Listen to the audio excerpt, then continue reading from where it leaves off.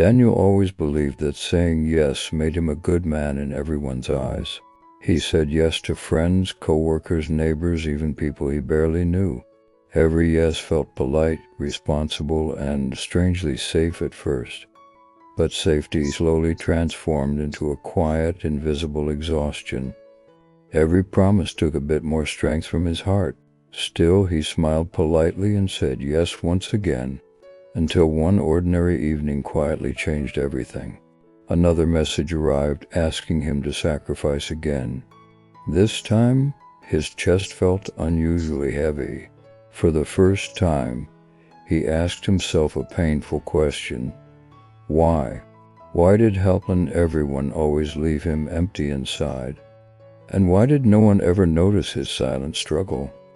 That night, something deep inside him finally shifted. A quiet voice whispered gently, "Choose yourself this time." The next morning felt strangely lighter than before. The world was the same, but his mindset had changed. When the request came again, he didn't rush this time. He paused, breathed deeply, and listened to himself. Then, with a steady voice, he spoke one word. "No," he said, feeling fear and freedom collide inside. The silence that followed his no felt louder than any argument ever had. His heart raced, expecting anger, disappointment, or rejection, but nothing terrible happened. The world didn't collapse. Still, guilt crept in, whispering that he was selfish. Years of people-pleasing don't disappear overnight.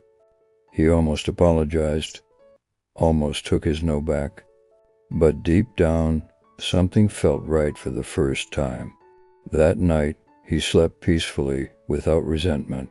The next days tested his courage again and again. More requests came, more expectations followed. Each time, saying no felt slightly less painful. Some people didn't like the new version of him.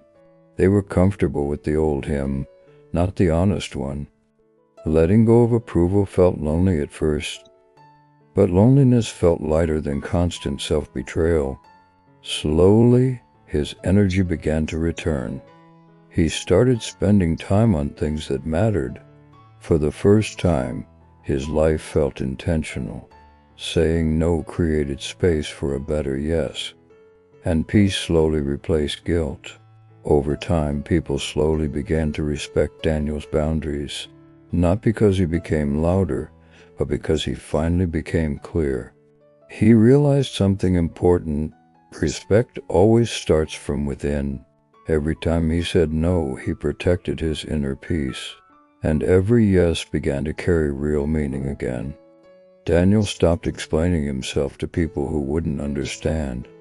He learned that no is a complete sentence. Life suddenly felt quieter, clearer, and much lighter. For the first time in years, he could hear his own voice.